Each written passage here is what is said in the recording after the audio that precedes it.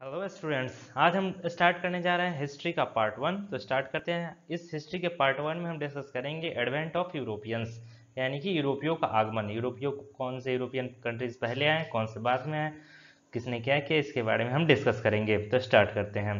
ये form MCQ के रूप में होगा और इसके साथ ही मैं डिटेल्स में ही इसके बारे में बताऊंगा और इसका पीडीएफ नीचे दिए गए डिस्क्रिप्शन बॉक्स में दिए गए लिंक से डाउनलोड कर सकते हैं। तो शुरू करते हैं आज का ये यूरोपियों का आगमन का सीरीज पार्ट 1। तो आज का हमारा पहला क्वेश्चन है, भारत में आने वाले अंतिम यूरोपीय कौन थे। तो भारत में आने वाले अंतिम यूरोपीय का नाम, अंतिम यूरोपीय थे वो थे फ्रेंच। तो फ्रेंच जो थे वो भारत में सबसे अंतिम में आए थे।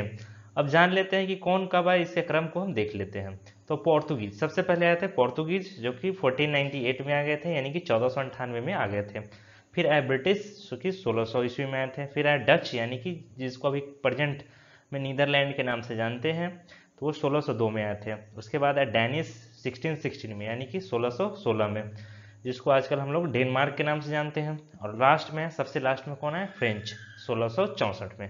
तो इस तरह से इस क्वेश्चन का क्या आंसर हो जाएगा, भारत में आने वाले अंतिम यूरोपीय कौन थे। तो भारत में आने वाले अंतिम यूरोपीय कौन हो जाएंगे, फ्रेंच हो जाएंगे। बढ़ते हैं नेक्स्ट क्वेश्चन की तरफ। दूसरा क्वेश्चन है, भारत में पुर्तगालियों का पहला गवर्नर कौन था। तो भारत में पुर्तगालियों का पहला गवर्नर जो था उसका नाम था फ्रांसिस्को द अल्मीडा, यानी फ्रांसिस्को द अल्मीडा भारत में पुर्तगालियों के पहले गवर्नर थे। बढ़ते हैं नेक्स्ट क्वेश्चन की तरफ।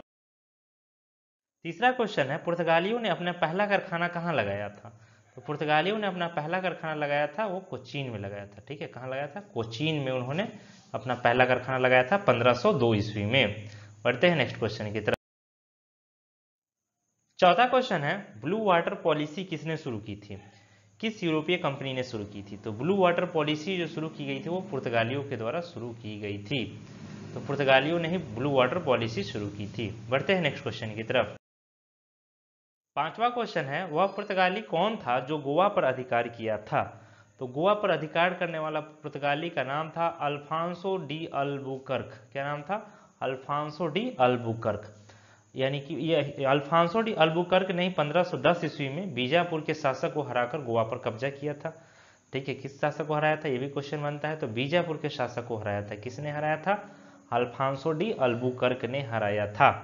और फिर उसने कब से कब तक शासन किया, तो 1509 से 1515 तक शासन किया था। कौन किया था, तो अल्फांसो डी अल्बुकर्क ने किया था। बढ़ते हैं नेक्स्ट क्वेश्चन की तरफ। छठा क्वेश्चन है, गोवा को किस पुर्तगाली गवर्नर ने अपना राजधानी बनाया। तो गोवा को राजधानी बनाने वाला गवर्नर का नाम था नीनो दा कुन्हा। नीनो दो कुन्हा ने गोवा को पुर्तगाल का राजधानी बनाया था, पुर्तगाल इंडिया का। ठीक है, बढ़ते हैं नेक्स्ट क्वेश्चन की तरफ।